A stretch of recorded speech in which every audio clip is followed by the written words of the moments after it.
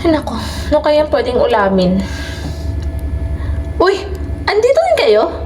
Nag-iisip din ba kayo kung anong gusto niyong ulamin o pwedeng ulamin? Parehas tayo.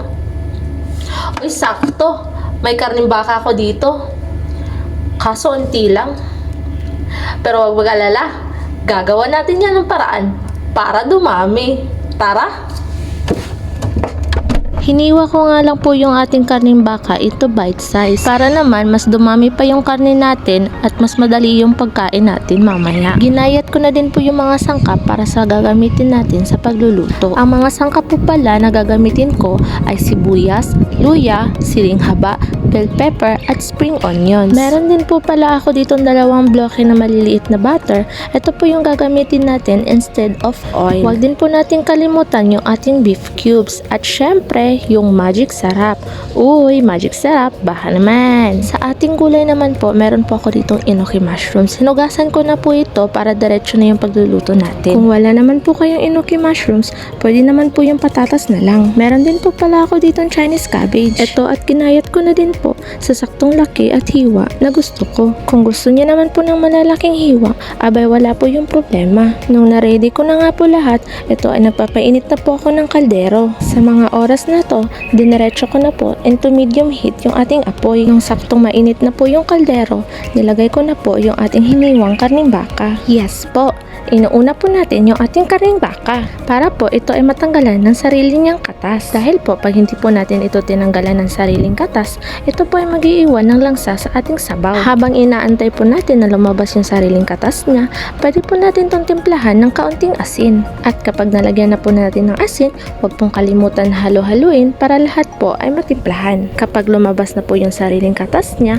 antayin lang po natin to hanggang sa matuyo. Kapag wala na po yung katas ng ating karne at ito'y tuyo na, pwede na po natin ilagay yung ating dalawang bloke ng butter. Mas masarap at mainam po na butter po yung ilagay kaysa sa oil dahil po yung butter po ay nakakaboost ng immune system at meron itong anti-cancer agent. O diba? Nakapag-trivia tayo saglit? Okay, balik na tayo sa ating niluluto. Pag tunaw na yung ating butter, pwede na natin isunod yung ating mga sangkap. Inuna ko palang gisahin yung ating luya para lumabas ang kanyang anghang at bango. Pasensya na din po pala kung medyo maingay ang aking pag-voice over. Nasa labas po kasi ako ng bahay habang nag-i-edit. Maingay po talaga sa labas dahil po malapit lang kami sa kalsada. Nung okay na po yung sibuyas, sinunod ko na po dito yung ating siling haba at ang bell pepper. Mas maganda din po kasing gisahin yung ating siling haba para lumabas yung kanyang anghang. Hindi ko po muna binuhos yung ating spring onions or yung sibuyas dahon kasi po ito ay pang garnish lang natin kapag naluto na yung ating sabaw. Kapag okay na po yung ating mga sangkap,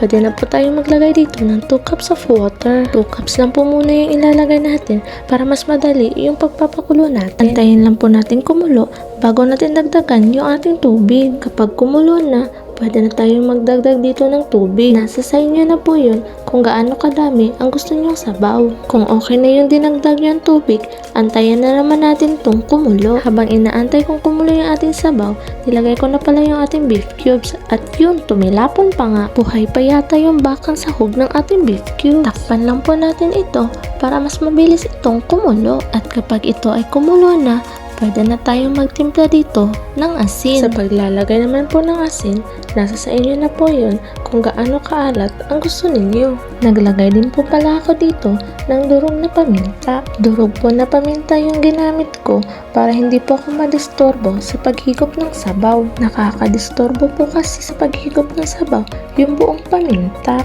Para sa akin po kasi, kapag mas maraming ilagay mo na durog na paminta, mas lalong sasarap yung ating sabaw. Kapag okay na po yung timpla sa ating panlasa, at kung malambot na din po yung ating karning baka, pwede na po natin ilagay yung ating mga gulay. Gaya po ng sabi ko kanina, kung wala po kayong enoki mushroom, pwede po yung patatas na lang. Or pwede din po yung Chinese cabbage na lang yung ilagay ninyo. Ang importante po ay may sahog na gulay, wag po puro karne. Kapag nailagay na po natin lahat ng gulay, antayin lang po natin itong kumulo para lumambot po yung ating Chinese cabbage. At kapag ito ay kumulo na, wag po natin kalimutan na ito ay tikman para po malaman natin kung sakto ba or kulang yung ating timpla. Muntik ko na nga po pala makalimutan yung ating magic sarap. Ito ay magbibigay dagdag ng sarap sa ating sabaw. Pag okay na po yung ating gulay, garnisyan na po natin ito ng ating spring onions. Yung spring onions po natin